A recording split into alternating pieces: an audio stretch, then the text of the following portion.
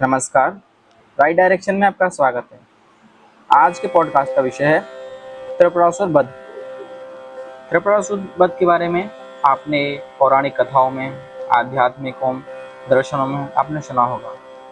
मैं आज आपको बताऊंगा कि त्रिपुरासुर वध कैसे हुआ था। यह कोई साधारण युद्ध नहीं था।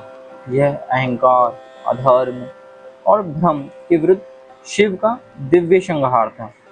वही भगवान शिव जिनको हम महादेव के नाम से जानते हैं। कभी कभी अधर्म इतना सुसज्जित हो जाता है कि वह धर्म जैसा लगने लगता है। कभी कभी असुर इतने विद्वान हो जाते हैं कि देवता भी भ्रमित हो जाते हैं और तब महादेव को स्वयं ब्रह्मांड में उतरना पड़ता है। ये कथा है त्रिपुरासुर वध की। तो चलिए प्रारंभ करते हैं। बहुत समय पहले तारकासुर नाम के एक शक्तिशाली असुर ने देवताओं को पराजित किया था। उसके 3 पुत्र थे, तारकाक्ष, कमलाक्ष और विद्युन्माली। तीनों ने घोर तप किया और ब्रह्मा जी से एक वरदान मांगा। उन्होंने कहा, हे ब्रह्मा जी, हमें 3 महान दुर्ग त्रिपुर प्रदान करें जो आकाश, पृथ्वी और पाताल में स्थित हों। ये तीनों दुर्ग जब एक साथ मिलें एक पल के लिए और उसी पल कोई हमारा वध कर सके, अन्यथा कोई हमारा वध नहीं कर पाए। ब्रह्मा जी ने वरदान दिया क्योंकि त्रिदेव नियमों के अनुसार जो व्यक्ति घोर तप करता है उनको मना नहीं कर सकते। और फिर उसके बाद त्रिपुर बना। 3 स्वर्ण, रजत और लोह नगरी। सारे लोग उनकी छाया में आ गए। अब त्रिपुरासुर केवल बलवान नहीं थे, वे विद्वान, विज्ञान में निपुण, ब्रह्मज्ञानी और व्यवस्थित थे। उन्होंने यज्ञ किए, वेद पढ़े और धर्म की भाषा बोलकर अधर्म फैलाया। देवता भ्रमित थे कि इसे युद्ध समझें। जब शत्रु वेद पाठी हो, जब शत्रु पवित्र दिखे, तो ये धर्म का सबसे बड़ा संकट होता है। सभी देवता भगवान शिव के पास पहुंचे।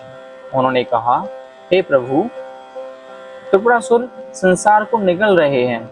वे भी यज्ञ करते हैं लेकिन धर्म नहीं समझते। उनको ज्ञान है लेकिन उन्हें अहंकार आ रहा है। क्या आप इस धर्म का अंत करेंगे?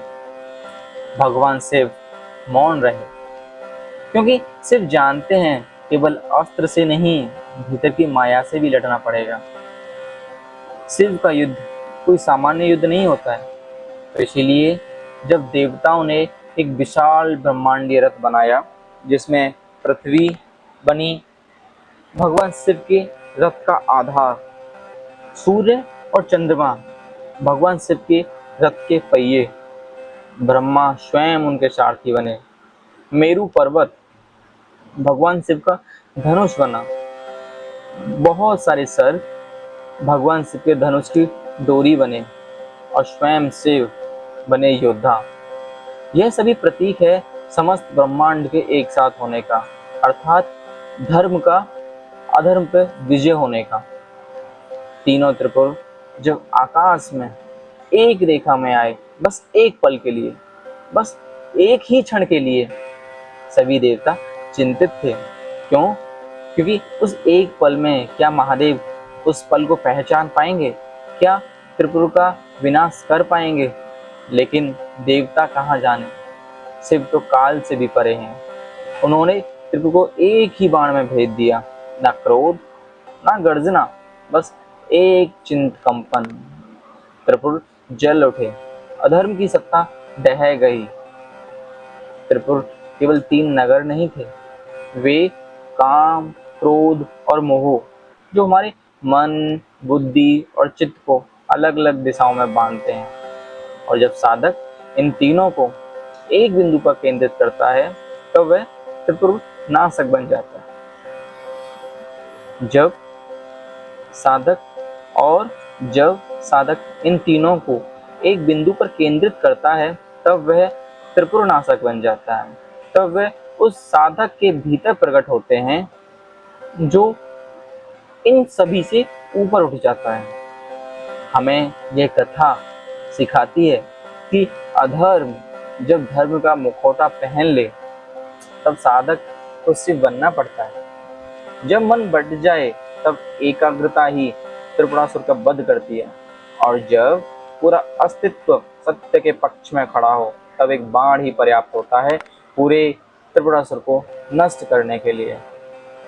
त्रिपुरासुर कोई बाहर नहीं है, वह भीतर का अंधकार है, और शिव कोई बाहर नहीं है, वह एक बिंदु है जहाँ तुम स्वयं या हम स्वयं अपने को समर्पित कर सकते हैं, जिसे केवल मौन से बचा जा सकता है, और वह मौन ही त्रिपुरासुर का वध करता है। आपको ये कहानी कैसी लगी जिसमें महादेव त्रिपुरासुर का वध करते हैं? आप हमें कमेंट करके बताइए, और अगली कहानियाँ आप अपने हिसाब से हमें बता सकते हैं, हम आपके लिए लेके आएंगे। जब तक के लिए मिलते हैं, राधे राधे।